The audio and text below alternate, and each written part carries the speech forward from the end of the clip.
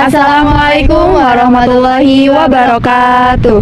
Kami dari kelompok 2 akan melakukan observasi mengenai Candi Blandongan untuk memenuhi mata kuliah Budaya Bangsa oleh dosen Bapak Suntoko. Sebelumnya izin memperkenalkan diri, nama saya Rizky Alfiah.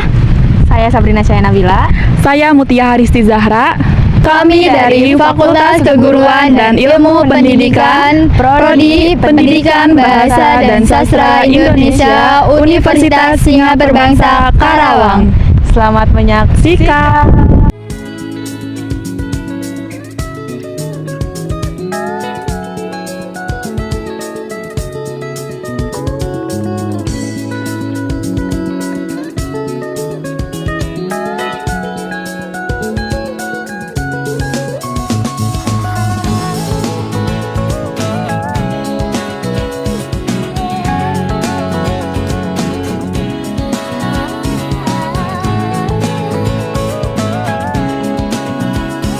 Candi Blandongan merupakan salah satu cagar budaya yang terletak di Desa Segaran, Kecamatan Batujaya, Kabupaten Karawang. Candi Blandongan secara khusus mulai diteliti sejak tahun 1993. Ekskavasi yang dilakukan oleh Pusat Penelitian Arkeologi Nasional berhasil menampakkan kaki bangunan di sisi barat laut sebelah sana. Dan pada tahun 1995, penelitian dilanjutkan dan berhasil menampakkan struktur bangunan sepanjang 21,6 meter, serta 9 anak tangga yang ada di belakang saya ini. Lalu, tahun 1996, sisi timur laut dan tenggara Candi Blandongan berhasil ditampakkan. Dan beberapa struktur bangunan yang telah ditemukan di situs Batujaya ini. Satu candi yang relatif masih utuh serta menyimpan data kepurbakalaan paling lengkap adalah Candi Blandongan ini. Jadi Candi Blandongan ini merupakan candi yang relatif masih utuh ya, dalam bentuk bangunan maupun sistematika strukturnya seperti itu. Nah, adapun untuk pemugaran Candi Blandongan ini diawali pada tahun anggaran 1999 sampai tahun 2000 dan hingga tahun 2010. Nah, barulah pada tahun 2010 candi ini diresmikan. Pada hari Waisak, Candi Blandongan sendiri menjadi tempat ibadah umat Buddha. Candi Blandongan ditemukan 2 jenis amulet, yaitu amulet yang menggambarkan 6 arca tanpa adanya tulisan bagian bawahnya, sedangkan amulet yang menggambarkan 6 arca dengan tulisan bagian bawahnya. Dalam mitologi Buddha, cerita yang tergambar pada amulet tersebut mengkisahkan tentang Sarasvati yang mengisahkan ketika Buddha mendapatkan ilham mengenai berbagai permasalahan di dunia. Pak sendiri namanya siapa, Pak? Dengan siapa? Nama saya Mahmud, selaku juru pelihara percandaan di Batujaya. Kebetulan saya bekerja di BPK wilayah 9. Terus bagaimana sejarah awal pembangunan ini, Bapak tahu gak? Oke, sejarah awal ya. Jadi di tahun 70-an ya, candi-candi di sini tuh hanya berbentuk bukit, atau masyarakat sini nyebutnya unur atau lemah luhur. Nah, itu unur-unur ini adalah tanah-tanah tinggi kayak bukit-bukit kecil. Nah, di tahun 1984 waktu itu ada penelitian di daerah Cibuaya. Nah, peneliti ini dari Fakultas UI jurusan arkeologi. Nah, mereka mendapat informasi bahwa di Batujaya juga banyak gundukan tanah seperti yang ada di Cibuaya. Nah, mereka survei kemarin 1984, ternyata di sini tuh gundukan tanah itu banyak dan besar-besar gitu. Nah, selang 1 tahun barulah candi-candi gundukan tanah ini diteliti sama mereka, diteliti gitu. Apakah betul ini bawahnya candi atau tidak gitu kan. Ternyata ada indikasi sebuah bangunan. Nah, bangunan ini adalah bangunan candi. Kenapa bangun candi? Karena ada banyak temuan-temuan itu berupa untuk alat persembahan seperti kayak manik-manik, terus juga kayak amulet motif tablet itu. Nah, itu kan untuk alat amulet ini kan biasanya digunakan untuk upacara suci, pelepas najar dan penolak bala. Nah, sampai sekarang wilayah di sini itu masih diteliti. Mereka itu sudah mendapatkan 62 titik sebaran. Ya. Itu bukan berupa candi aja, tetapi ada sumur kuno, perahu kuno, dan hamparan artefak lainnya, batu lingga, batu menhir, dolmen, dan lain sebagainya. Itu. Nah, diteliti lah. Nah, pemugarannya itu pertama kali di tahun 1996 oleh Suaka Serang. Dulu masih Suaka. Sekarang sudah berubah menjadi terus berubah nama menjadi BP3, berubah lagi nama menjadi BPCB. Oh, jadi nggak langsung Candi Blandongan itu? Enggak, nama-nama kantornya. Oh, kantor. Berubah lagi sekarang menjadi BPK wilayah 8. Nah, karena udah terpisah, kita ini Jawa Barat mempunyai satu kantor di BPK 9. Dulu masih di bawah naungan Banten, karena Banten itu mempunyai membawahi 4 provinsi, Ya. Lampung, Banten, Jakarta, dan Jawa Barat. Tetapi sekarang Jawa Barat sendiri yang menanganinya. Nah, 96 selesai Candi Jiwa itu di tahun 2000. Jadi Candi Jiwa dulu sebelum ini? Ya, di Pugarnya. Terus pindah kemari di tahun 2000, selesai bangunan candinya 2010. Ini baru bangunan 2010 ini? Ya, candi bangunan selesai pemugaran. Dari gundukan tanah kita gali sampai jadi seperti ini. Sampai jadi seperti ini. Oh, jadi sebelumnya nggak kayak gini gitu? Enggak, oh. gitu. Terus bagaimana tuh pelestarian dari masa ke masanya, kayak dijaga? Ya, kayak pelestarian kan kayak perawatan ya. Iya. Kita perawatan di sini itu kalau untuk bangunan cagar budayanya atau bangunan candinya itu ada yang menggunakan kimiawi, ada yang menggunakan tradisional. Tetapi secara kimiawi ini sudah tidak digunakan lagi karena sangat merusak bata.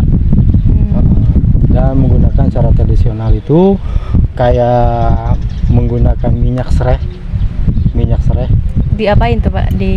Minyak sereh campur tuin dan minyak sereh kan biar jadi satu nih. Iya. Sama air itu biar membunuh lumut.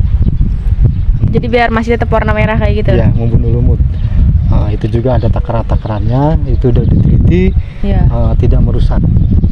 Terus juga ada konservasi kering, secara kering dan secara basah.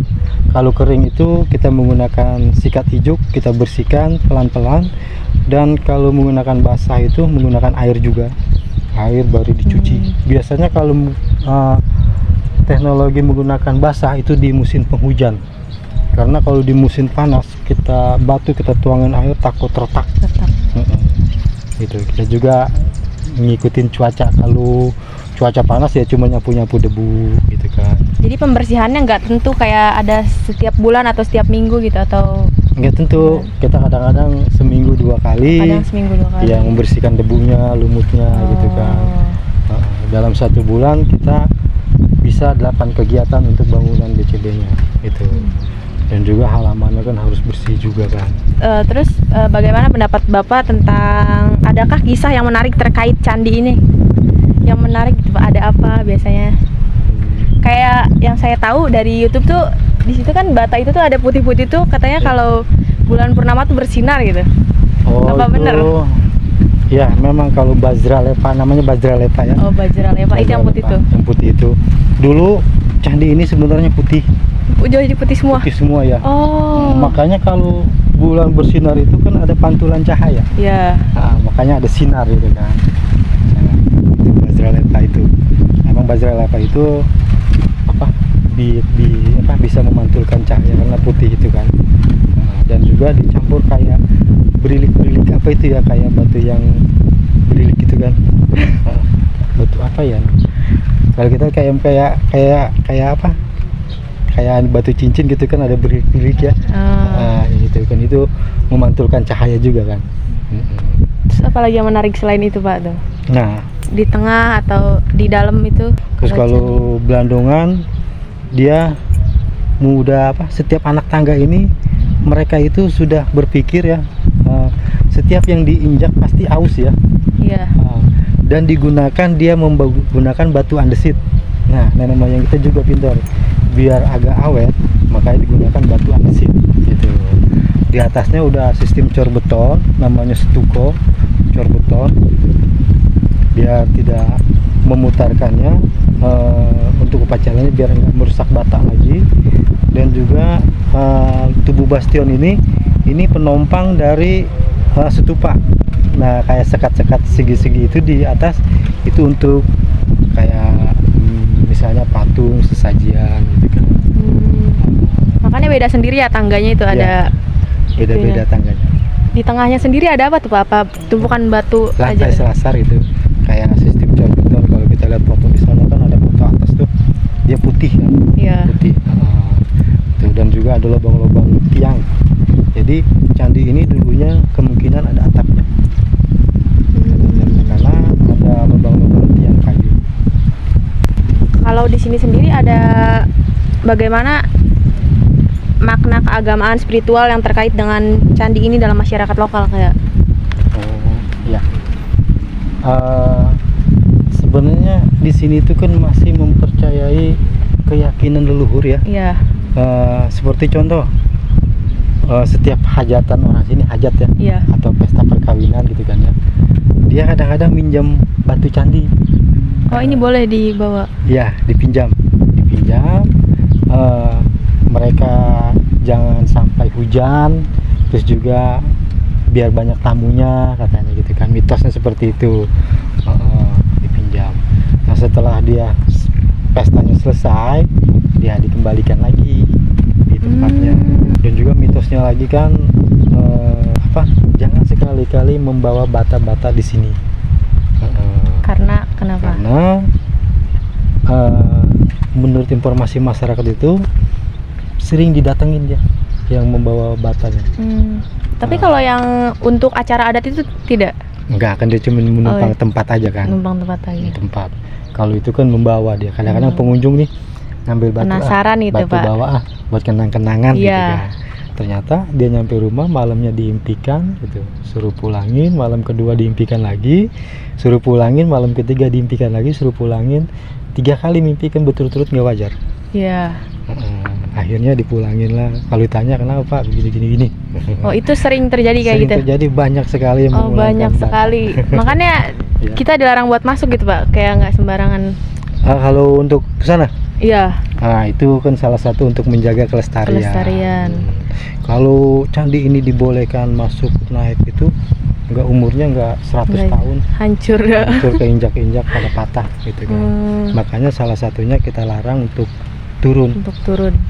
Karena di bawah juga kan, kenapa kita larang turun di bawahnya gitu? Pasang serapan air per Bisa 1 meter runtuh? ya. Enggak, serapan Oh. air per 1 meter kita pasang pipa keliling, pipa 4-in kita lobang-lobangin. Iya. Nah, kalau orang turun kan nanti takutnya pada padat, Oh. jadi airnya nggak resap turun gitu kan. Nah, sampingnya kan kita buat parit keliling, parit ini masuk ke sumuran, dari sumuran keluar ke embungan ini. Oh, ke sini. Iya. Oh. Dan kita ada mesinnya juga. Oh. Selain batu udah itu aja, Pak. Nggak ada yang dipakai buat kelestarian lokal di sini. Kayak acara-acara gitu kan. Kayak acara dinas, tari-tarian. Oh, suka ada di sini juga. Dinas kan, Oh. kecuali kayak masyarakat ada acara tari malam gitu kan, itu harus izin dulu. Kalau dibandingkan masa lalu gitu, sekarang kan udah pasti udah beda banget ya, bagus banget gitu. Iya. Terus masyarakat gimana berbaur di sekitar sini? Masyarakat kan namanya manusia ya, kan beda-beda pemikiran. Iya.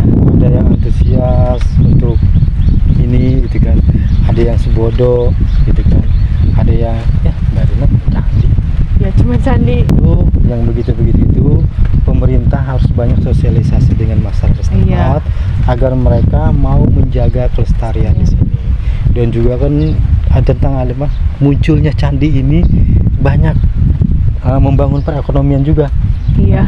Karena ada yang dagang, Iya. terus juga ada yang kerja di sini seperti saya kan. Iya. Ada yang kerja warga lokal gitu kan. Terus juga ada yang parkir, ada yang apa kan gitu. Ya. Ada lagi? cukup Pak. Terima kasih banyak Sama-sama. Bapak. Dengan Bapak Mahfud ya? Mahmud. Oh Mahmud. Mahmud Bapak calon wakil Mahmud. presiden.